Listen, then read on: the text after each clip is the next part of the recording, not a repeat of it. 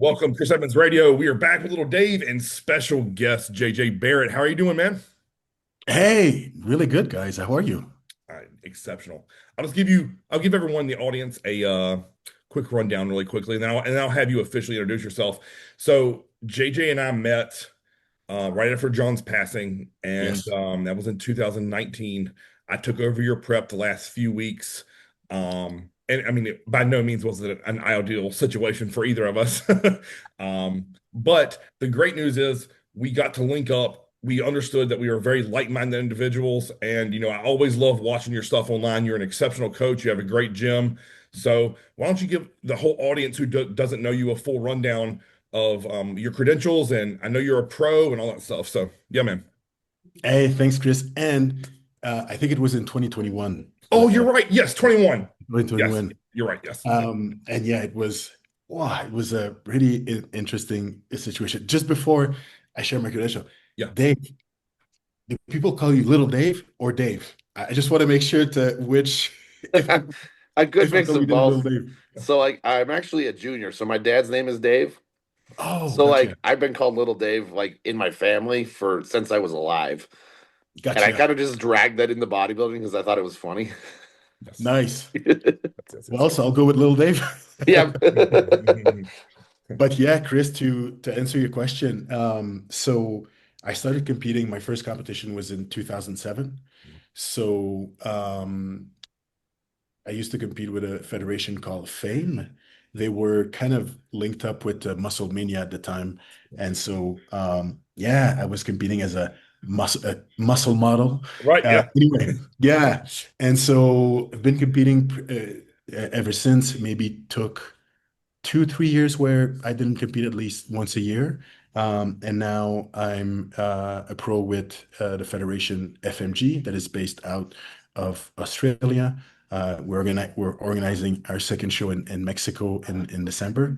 Um, uh, I was awarded their men's physique world champion, which is great. But the way men's physique is for them, it's more, we could consider it more like as maybe classic physique, Yes. or maybe somewhat of a smaller version of a classic physique with the IFBB. So total physique presented, no board shorts, no hate, but just so people are not like, oh, is he wearing board shorts or not? No, you Uh, have legs and they're good. oh, thank you. I don't have your quads yet, but I'll take it. I'll take it. Understand. And yeah, I've been coaching since 2008. Um, and yeah, got been pretty busy with that. More freelance since I would say the year 2012. I'm a CSCS certified strength and conditioning specialist, and I guess like the most of us, everything that I can grab about bodybuilding, either it's podcasts or certifications or paid website, I'm on it. So yeah, I would say in a nutshell, that's what I do. Yes. And I mean, Mhm. you have so many clients that are exceptionally conditioned. And that's what I thought we would talk about today. Thank you. I think I always tell people this, right? Like all the like OG Mountain Dog clients, like we all have one thing in common is like we understand what it takes to bring not only ourselves but clients on stage in condition. Yeah. And I feel like sometimes that's almost a lost art. Mm. So what would you say is some like low-hanging fruit when you get, I wouldn't say necessarily maybe a veteran competitor, but someone who's competed multiple times but just hadn't been able to bring like a really good, like hard, dry stage look? What are some things that you try to instill not only mentally but physically into their program? I love that. I would say the first piece is timeline. Mhm. I know off air, Chris, we had a discussion there, and you can correct me if I'm wrong, but I think for that show, number one, your conditioning was absolutely exceptional. I appreciate Uh, it. but I think you told me that, it was like a 35 weeks, right? Yes. Yeah. So I do think that you know, it doesn't sound as sexy as, hey, I'll get you ready like in 8 weeks, 10 Right. weeks. Yes. But the ability to kind of spread out the calorie deficit, making it so that you're still able to train hard, maintain as much muscle tissue as possible. When you do need also to um, drop excessive fatigue, and I say excessive because sometimes people in prep think that, oh, prep should be easy. No, it's going to be freaking hard, right? Right. But there's a point where there's the fatigue that will come with it, Yeah. but there's a point that there's a high amount of excessive fatigue that you need to kind of taper off just for maybe like 1 or 2 days or 3 days. Yeah. And if you have time to do that, and you kind of bank it in, it gives you the opportunity to do that rather than compared to if you're like 8 to 10 weeks, it's like, yeah, 8 to 10 weeks. And the likelihood of retaining, as much muscle tissue as possible, could, the odds are diminishing a little bit, but also in terms of final look that you bring on stage, I think that maybe the level of stress that the body has been under, some athletes are able to make it happen at that time and they look exceptional, right? But I feel that a good amount or a good majority, you're going to see somewhat of a maybe stressed look on stage. Like cortisol will be on the higher side of things. Adrenaline, like is still like pretty high. I know myself, I try to at some point do like more faster prep. I could see high level of edema, Yeah. eyes, ankles. It shows on stage. Yeah. So I think timeline is the big one. You nailed that. And here's a point that I think a lot of people miss. If you have like a short compacted prep, the chance for things being off are zero. Like Yes. getting sick, maybe Don't get sick. a weird injury, like, your dog dies, something happens where it's not perfect. Like the chance for variance is like none. Where I've always felt like a longer prep, I'm like, hey, it's not a big deal. I have 24 weeks. Like Mhm. I'll be ready or in what I would consider like a striking distance with 8 weeks to go. And Yes. then you jump on the gas pedal and say, hey, let's crush this thing, get it over with. Where like that's not overwhelming to me because I eat bodybuilding foods year round. Yes. Just eating a little bit less.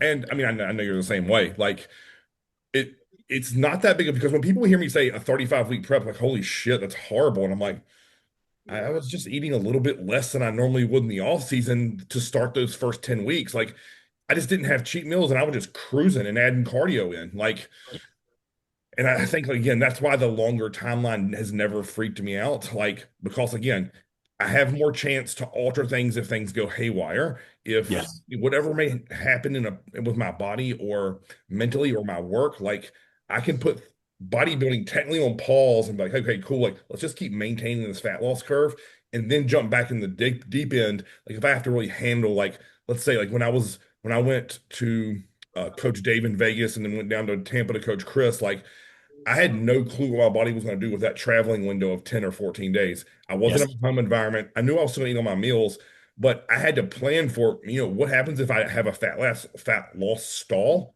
It's not a panic mode for me. So Mhm. you see the same thing, Dave? Like setting up a proper timeline and making sure the client has more than enough time is always the best route. Yeah, yeah, especially because of setbacks. Yeah. Because that one's especially first time competitors, like something goes, you get a miscommunication, something goes off like that, you lose a week. Yeah. Yeah. And if you only have 8 weeks, that makes that way hard. You know, That's how people end up doing like stupid amounts of cardio and yes. really really starving on their diet. Yep. Yep. And Where you guys both touched on a great point was if you have to rush that prep, you're usually going to see a training diminish in terms of performance. Yep. Yes. And then guess what happens? Then you're like, oh, well, my muscle's not as big and full and around. No shit. yeah, Yeah. And another thing that, you kind of touched on, Chris, and Dave, you kind of alluded to it, right? Let's say you're like, okay, 10 weeks. Yeah, I guess I can make it happen. Then life, right? Yep. Then you're like, oh shit, 9 weeks. Then, oh, let's say you go much more aggressive than, because that's what you have to do. Right. Well, oh, get sick. Now you're like, fuck, I have 8 weeks. Sorry, I swear. That's it. You have 8 weeks. Then mentally, the will I be ready? When you get the will I be ready on time? Correct. Oh my God, it's hell, right? Mhm. Because you're Yes. like, some. But there's a caveat. I know some people they really perform well with that. Oh, right. Yeah. Personally, I don't. If I'm like I'm late, I can see I'm late. I'm late. No, it's not gonna work. It's a really negative spiral. But if I'm like, hey, exactly like you said, Chris, I remember I think it was maybe 5 weeks out or 6 weeks out.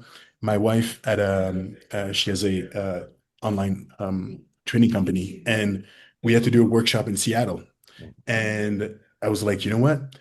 There's going to be dinner out with, our clients, etc. Well, I'm going to consider that a kind of a maintenance-ish type of week. Correct. I'm going to Yes. be able to gather data, see how things are moving along. But at 6 weeks out, I was already kind of, like you said earlier, at 8 weeks, I was like, it's going to look pretty nasty. Right. So Yeah. I knew that I could take that time, enjoy myself there, be in a low stress mode, just do what I had to do. And when I came back after the water flight, so to speak, I was back right in the saddle with a really shorter prep. Can't do that. Correct. And that is such a flawless mentality in my mind because once you what you just said there is if you're always behind the eight ball and you're trying to play catch up, Yeah. and then you fast forward to the end where you what you were saying earlier about not being able to get that inflammation off due to stress and having to be on the gas pedal. I mean, dear God, like I've had people have to do like pretty aggressive cardio up until like say Thursday before a Saturday show. That's Yeah. not ideal. Like Hmm. I don't want to do that to you. Yeah. Like Yes. I just don't like I remember specifically like when I was working with you, like we were at the point where you were like, "Hey, I'm just gonna go do like 5 or 10 minutes on a bike." I'm like, "Okay, cool. Just make sure it's low intensity." Hmm. And you just want to get moving, right? Like, and I get that. That's the scenario we want to be in, where it's like all the fat's gone, bro. Like this is just maintaining a look so then where we fill you up and you are exploding full and drown stage. But yes, I mean you're right. Like I am with you on the caveat of I never want to look in the mirror and be like, oh shit, like I'm probably 8 weeks out, but I have 5 weeks. Yes. And it's not an ideal scenario. Like, I think we've maybe all have been there, but we don't want to be. Yeah. And I know personally for this prep, I get, well, and everyone will say they get pretty hungry, but I get pretty high hunger signaling.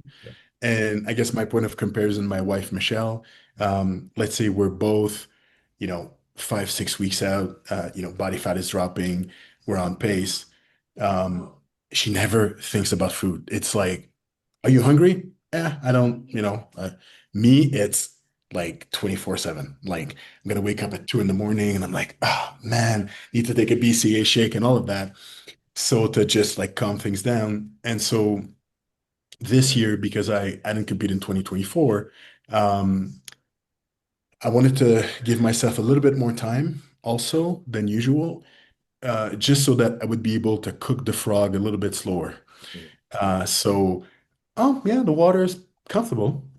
Right. Heat it up a little bit. Ah, it's still comfortable. So that it for sure it hit me at some point, Yeah. but maybe not as hard as I would have expected, which was a really good thing. And it allowed me to kind of get used to it, so to speak, and so stay in the deficit much longer than previous prep. So for that, that was a big game changer because yeah, there were prep that I was just like, man. And usually if there's a kind of a drastic calorie cut, Mhm. pretty much from the start, that's where my body just goes like, oh, A-wire, hunger signaling through the roof, kind of as a protective mechanism. And it makes for a prep that is, it's already going to be tough. So if there's ways to make it just a little bit less tough, I'll try to find them. Agreed. It's Mhm. something that I've always, for the most part, what I'll do with Dave is we'll have him ready almost ready really early. And then I'm able to give him so many more high days and feed him Yeah. into that show. And that's why, as you said earlier, like he doesn't look or feel beat to shit. Why his Yes. training performance doesn't drop. And I mean, yeah, I mean, Dave, I'll get you to talk about that for a minute because like his scale weight will actually start going north. Like we'll drop initially and then he'll just like grow into that. And Hmm. that's the ideal scenario, right? Yeah. I mean, that's the almost how the last four preps have gone.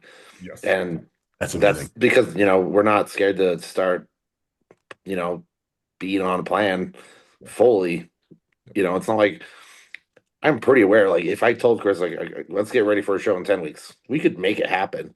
But Mhm. like, I really like just that 30 area, Yeah. because it's just like it is a little, way less stress because it's like, all right, cool. All the cards we have plenty of time to roll with them. If and then that allows more.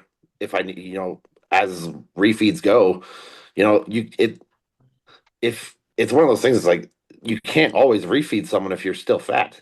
Yeah, Yes. agreed. It's like cool. You're gonna have to suffer a little bit because you're still not there. I know performance is gonna tank, but like the more I refeed you, the more you're not dieting. Yes. Yeah. Yep. Yep. I mean, That's what's wild about all of that, Dave, that you just said is that's what I think people miss. Like, you have to get to it, in my mind, a certain condition before you deserve might not be the right word, but before your body needs a cheat meal or a high calorie day, and yes. that's a tough pill to swallow. I agree. I agree. And I want to add something on that. Yeah, You please. said this, with clients sometimes at different parts of prep. But before, Dave, you said something and you said, yeah, it's super cool when, refeeds are coming in. I'm in condition, weight is coming back up, which is, we know, I guess in theory, it's ideal, right? But in practice, the first time that it happened, were you like, yeah, scale weight is going up, or you're like, oh shit, there's something going wrong? Yeah, Or how but was it's that? always it's always funny because it's just like, oh, like it's my scale. I have to like really not even care about the scale Yeah. because if I did, it makes no sense. Because like I'll Mhm. be, my off season weight when we started prep, this one was like 230, like 228, 230 ish, and then my stage weight was like 218. Wow. So like if I looked at the scale and was like, oh man, I'm not losing weight, I would lose my shit. Right. Yeah. Yep. Yes. What's funny is a lot of times, like, I'll see his scale weight start to go north, and I'll continue to feed him, and it'll start to drop, and then it'll taper back up. Like, I think there was one day I had to look at my notes where I think I fed you 4 days in a row. Yeah. Yeah. Holy smokes. And What each was the, one got more aggressive. Like each day got more aggressive. Like, and I'm yeah. not, as you know, I'm not light-handed with carbs. No. So then, out of curiosity, this past prep, what was the maybe the lowest you guys reached? Because 218 was kind of the end, but did you guys, let's say, go down to 212, 211 before climbing back up, or it really stayed in that kind of 10 pounds window? It definitely dropped a little bit lower than that and came back up. I want to Yeah, say like I think 214 may have been the lowest. I was gonna say gotcha. 215, 214 and a half, somewhere in there. Yeah. Yep. And Wow, I you are knew really in his look. spectacular. I knew his look Yeah, was around 220-ish, like yes. blasting full, right? And Mhm. yeah, I mean it worked very favor. And I mean he's again he's someone who I have to pull back and be like, hey, we're gonna chill today. Yes, Yeah, yes. yeah, The best kind of athlete. Like when yes. you need to pull, you don't need to push. Hallelujah. Right. Yeah. All right. Yeah. So let's dig our heels into a little bit of training, man, because like listen, anytime you post training clips, I always watch them because like, for example, your leg press form is bananas. Like the depth with the weight you can use and the control is like beyond impressive to me. Is that something that you always did well, or is that something you like matured into? Man, that's a really good question. Again, referring to Michelle, my wife, uh, who's like, she's like, my husband, he's not even able to tie up his shoelaces from standing. So I think there's a part, ankle mobility, I guess that I've been gifted. And but I also voluntarily try to go into those, those ranges as well. So, when I get near the bottom, I'll take that 1 or 2 second pause, just to get like acclimatized to it. And I might sacrifice a little bit of weight, let's say on leg press platform, but I do feel that easier personally, I find it a little easier on the joint because I don't need to use as much. Right. And as I'm accustomed to it, it feels really good. It's kind of a mobility type of exercise, but Yeah. the pump and the overall muscular recruitment is really, really amazing. Yeah. And that's something that I always feel like is a lost art. And I Mm, was guilty of that too, of like 4 years ago, just loading that leg press up, doing like almost half reps. And I was like, you know mhm. what, screw that. I'm gonna cut the weight in half and I'm gonna get depth. Like, and my legs did nothing to get better, even though I'm using less weight now at 40 than I was at 25. So Yes.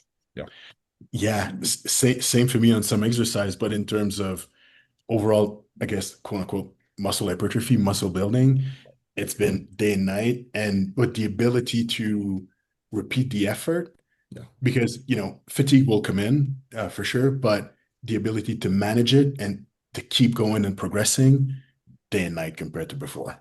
agreed, agreed. Mhm.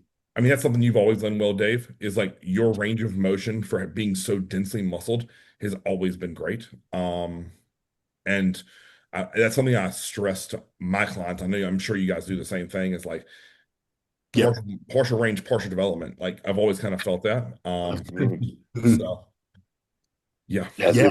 super true. And it's like it's one of those things too. It's just like I think that was a Chris Tuttle thing I saw back when he was with Animal. And it was like he really talked about, he's like, if I can find a way to make this exercise more difficult so I don't have to load it up with weight, I'm gonna do that. right. Yeah, And that stuck with me. So like obviously you're gonna add weight at some point, right, but it's like, why don't you just do it correctly so it's the hardest possible way to do it? right. And then Yeah, if you get strong at that the hard way, like you're gonna be really good at it. right. Yes, yes. Agreed. I agree. I agree. And I feel one thing that, you know, I guess I want to be mindful of the bias. Let's say that my ankle mobility is really good. Let's say on a leg press. Right, Sometimes I have to remind myself, hey, maybe not all the athletes or clients that I work with are able to go as deep, right, but I'll still trying to find, okay, what is the best range for them right. Yeah, and yeah. try to maximize that mobility range for them because it's going to give them so much. Right. Yeah. I have Mhm. Exactly. that's an issue I've always felt similar with, like where you're talking about leg press, like my hack squat, I've been able to get down, sit hamstrings to calves. It doesn't matter if it's 3 plates or 6 plates aside, like that just always was natural to me. And people are like, how in the world are you doing that? And I'm like, I think my hip structure is right and I'm really good at the movement. Mm-hmm. And that Yes, that has something to do with it, right? Like my femur absolutely. links are good. I have a long torso and short appendages. So like of course that's going to make me good at squatting. Yeah, we're the same on that. Right. Mhm. Yeah. Yeah. Yeah. Cool. Well, let's transition to back into another topic of pre-contest. You just posted what you did with your water pre-show, and I would Yes. love to talk through that because I've I studied something new this prep, and then I mirrored what I did with Dave, and it worked exceptionally well. But what I would love to hear you talk about is what you did with your water, because man, you were dry as a bone on stage. So talk to us about what you did with your water, and then was that typical, or is it something new you were tinkering with? Really good question. Number one, thank you for the Chris. I have so much respect for you. So then when you send me a compliment, I'm like, wow, it makes my day. So I think you made my day Heck five yeah. times today. Yeah, So I really those appreciate it. those stage shots you posted, man, they were wild. You have to be so proud of that work. Yeah, and totally. And I would say that I think it came from uh gathering a lot of data. Um, you know, maybe for the past 2, 3 weeks for sure. I would pose multiple times a day. Upon waking, fasted before bedtime, 2, 3 times during the day as well, just to understand um, body weight fluctuation, where I would kind of look the best, and obviously, towards peak week, let's say the last 9 or 10 days, data were getting even more accurate. So it was getting easier to associate, okay, um, for instance, waking up, fasted look, uh, glutes were in. I was like, oh man, I really love it. But then I would start to pose and be like, where's my chest? Where's my shoulder? Right? Like I could go on stage with that look and people say, man, your glutes were shredded. But then where was your upper body? Like you kind of look flat, so to speak. So Yes. And I have a bias for be as shredded as I could, right? And I was reaching new level of condition, but I was like, no, you need to be a coach for the category. It's a Right. combo of both. Right. Yeah. And so that body weight was around maybe like 91.6 kilos, so around 201 pound. Mhm. And then what I what I could see is that when I would go up, let's say to, I don't know, 204, 203, 204 pounds, which was around 93 kilos. That was kind of the best, combination of both. Right. So my goal was to pace my food and pace my water so that the morning of the show, I was able to wake up either bang on it and just, roll it into the show, Right. or to be kind of really close to it. And to do that, it was like 4.5, 5 liters of water, like every day, right? I would add that, wake up the next morning, go to bed, let's say at 94 kilos, wake up the next morning, 92, 92 and a half, be Right. in striking distance. So if I would have said, oh yeah, I need to dry up like the night before, and I would have gone from 5 liters to 2 liters, guess what? Chances are I would have wake up the morning of the show, maybe like at 90 kilos. Right. And Yeah. then it's like, oh shit, I have 4 hours to gain 3 kilo, close to 7 pounds, right? Right. Yes. So I didn't want to gamble that. Maybe I could have make it happen, but then, stomach control, etc. You hear like, stories of classic guys that need to go like really, really aggressively, like to make the weigh-in. And sometimes they have, it's hard for them to fill back up just because they have so much to catch on. Right. Yeah. Mind you, mine would have not been as aggressive, but still, I didn't want to have like a super short window to try to pack on maximum of food and water. So I woke up the morning of the show just below 92, and I was like, okay, I know exactly how to get there. I need 2 meals of 60 grams of carbs, 1.7 liters of water, and then it's going to bring me up to 93, left for the theater, and that's what we saw on stage. That is so cool to hear you talk that through because Mm, the detail and precision in which you knew that. It just goes over so many people's heads. They don't understand why they can't show up looking nasty. And mm. Dave, I'll get you to talk about what you do, what I did with your water for the last 3 or 4 shows. It's not really sexy. It's I would pretty be easy. curious to hear. All right, Yeah. tell them what Pretty we pretty simple is just keep it the same as I did the day before. do. Like, yeah, yeah.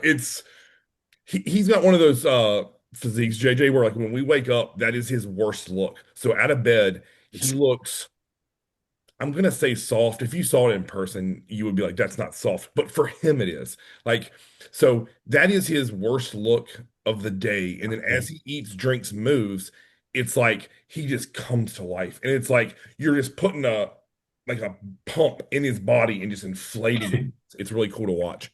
Yes, yeah. And this past prep was the first time where I joked him. I was like, "Man, your check-in photos actually look good in the morning." It's like a backhanded compliment, Yeah. right? Yeah. But the more he eats, the more he drinks, he comes to life. And I was starting to notice that with a lot of my guys who don't have a problem getting in shape. Like the ones who always do the work, who are ready early. Like I'm having to feed and drink relatively pretty aggressively. And what I was seeing when I watched him go through that in person again for the fourth time in a row, I'd always aggressively pulled my water, right? Like when I was with Shelby, when I was with Matt, when I was with John, they would all like cut it out sometimes as early as like 4 p.m. on like Thursday or Friday, and then just sips to get pills in. And I mean, we all know how hell that is. Yeah. So I'd always been scared to just say drink free. And this past one, I was like, I had 7 liters of water before finals. Wow. And I took zero, there was zero diuretics involved. None, Yeah. none. I didn't swallow one. or shoot it, however you want to say, like no Yeah, no yeah, downrights were taken. And it's like the more I was very similar to you. I had like moderate meals of like protein, carbs, fat. Like I think protein it was definitely lowered to like 30 grams, carbs were 60 to 100, and then fat was around like 8 to 10 grams a meal. And then I would just drink half a liter of water with my meal and half a liter of water in between meals. And it was just like that the whole yeah. way. Yep. And the more I drank and the more I ate, the harder and drier I got. And I just kept pissing. And it was like, why stop it? Oh, this is really kind of funny. I think Dave, I shared this with you. Like my dad has always gone to all my shows with me. And he looks at me on Friday night and he was like, Chris, is everything all right? And I was like, yeah, why? And he's like, aren't you He's supposed to drinking. not be drinking water right now? Uh, And I'm like, I'm getting better. I'm just gonna keep drinking. He's like, well, this is the big because he always watches me do my check-in videos for myself, and he always comes over and he like watches and he's like a proud dad moment. He's like you're so big right now. I'm like, this is definitely the best I've ever been. He's like, yeah. He's like, don't change a thing. He's like, just keep doing it. It's working. So what I loved about what you said there and the sentiment I think amongst us all three is don't be scared to ingest water. It's not the devil. no, it's not the devil. No. I agree. And not only it's not the devil is, there's same thing with you, Chris. There's a couple of things that you said that allows for that environment to take place.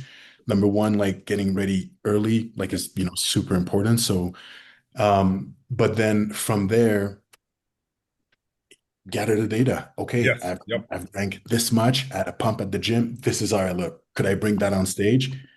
Yeah, it looks terrific. Repeat that, right? Um, and so, um, and so I feel that it's interesting because I know the best look that I had on that day Mhm. was in the morning.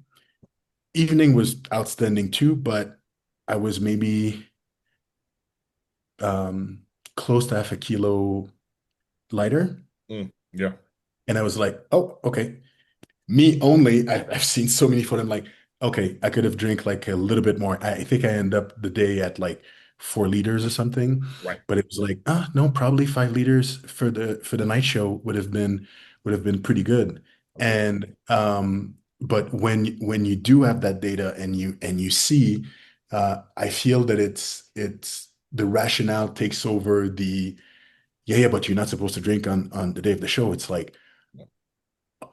okay for some and in terms of controlling the look sometimes you have to go a little bit less than maybe you would normally because you have a specific body weight plus the timing etc. Right. But there's a rationale to explain that as well, right? Yeah. It feels really good when you can explain it Right. plus see it, when other thoughts like maybe I should take a diuretic, maybe I should, oh but usually I cut. It's like Right. what do you see? Mhm. Yep. What has been consistent? Yes. Follow that. Yes. That's your Yeah. guru. Yep. Mhm. Yep. And I think a lot of times people are always scared. They're like, well, Chris, what if I lose midsection control? And I'm like, have you been practicing your vacuums? Like, do you lose Mm. midsection control in the second half of the day? No. Then why do you think it's going to happen on show day? Like, Mhm. stop. Like, I'm always like, stop following rules and watch the body. And Yes. once as a coach, or if you're coaching yourself, or however you want to look at that, like once you can come to terms with that and eliminate what I call the noise of things people tell us we have to do, and like, man, you've been digesting rice perfect the whole time. Why are we going to switch to potatoes? Dumb. Yes. Yeah. Yeah. Yeah. Yeah. Yeah. Stop. No. Mhm.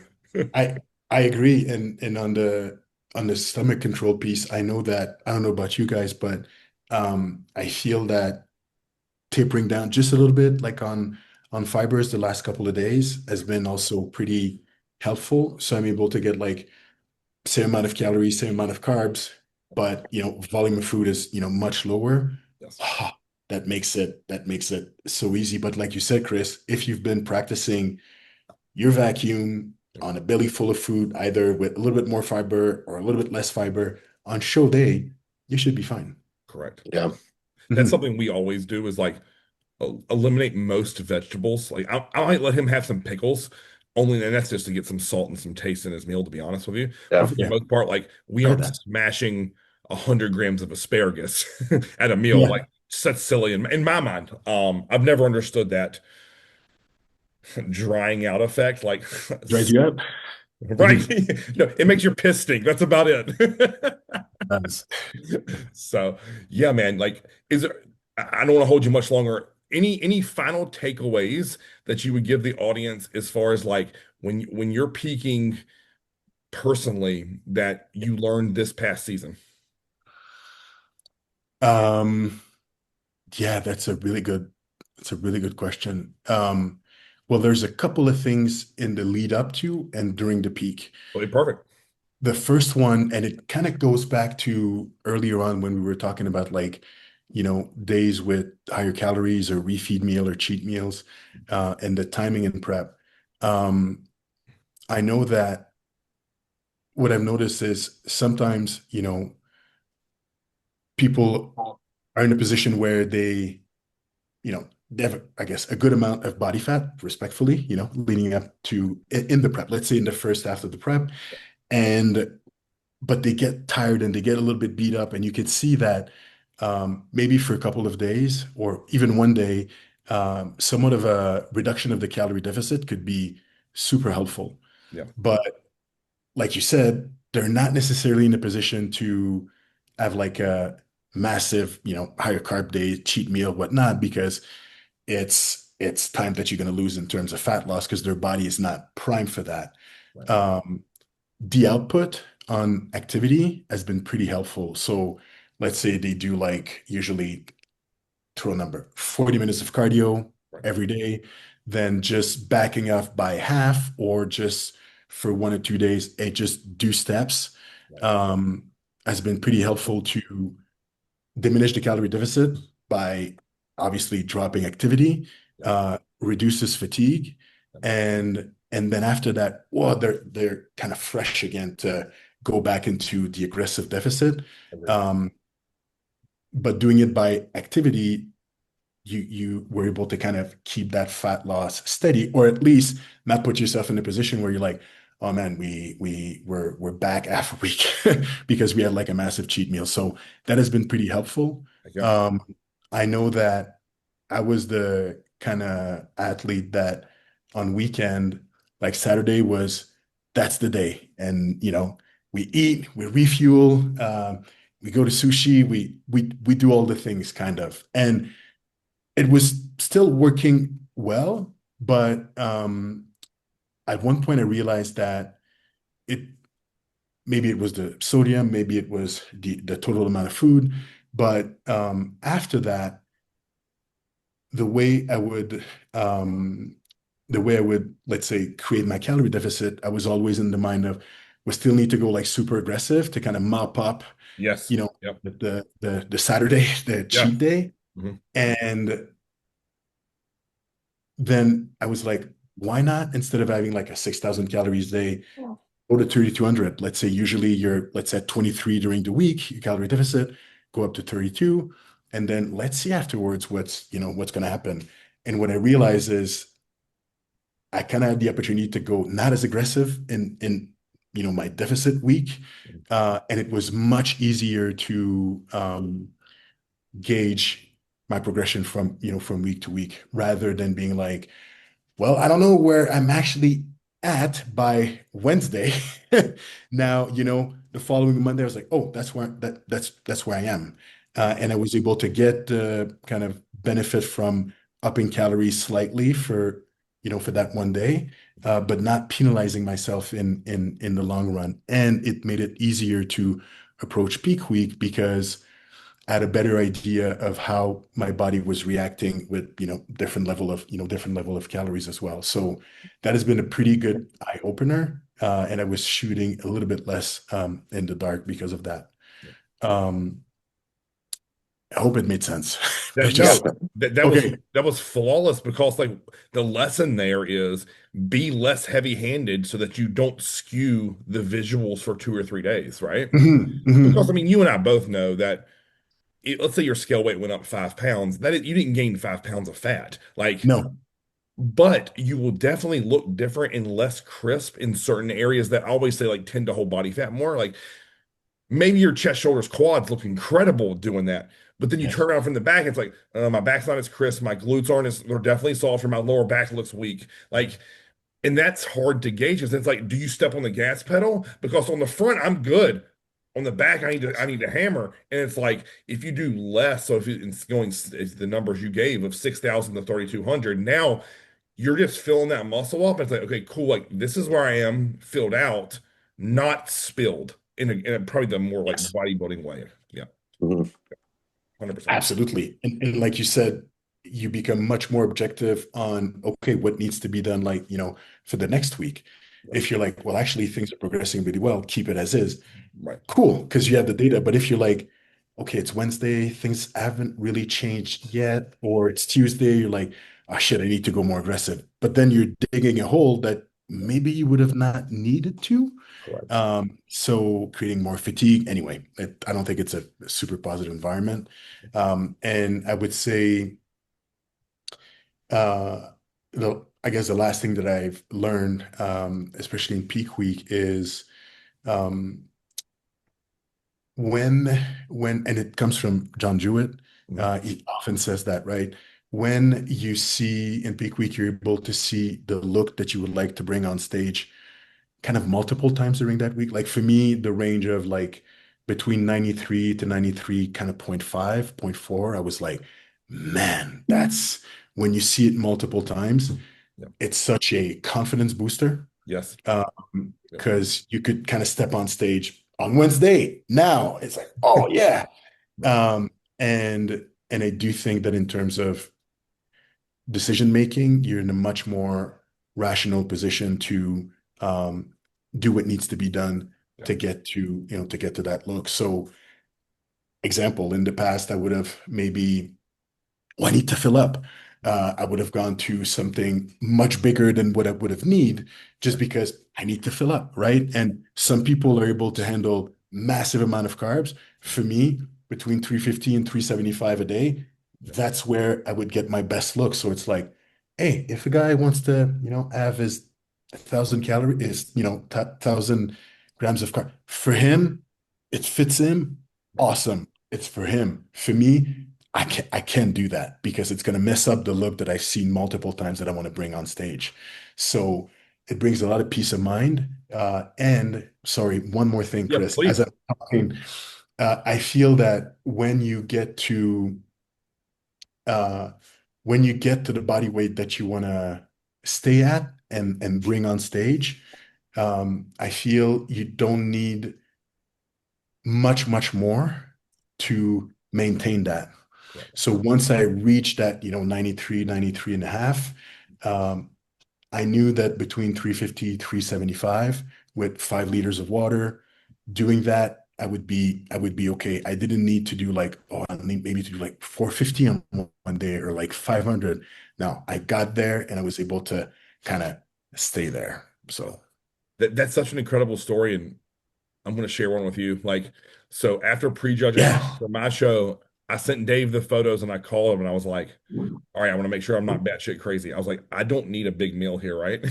And he's like, you mm. are full of shit. Don't do anything Yes, drastic.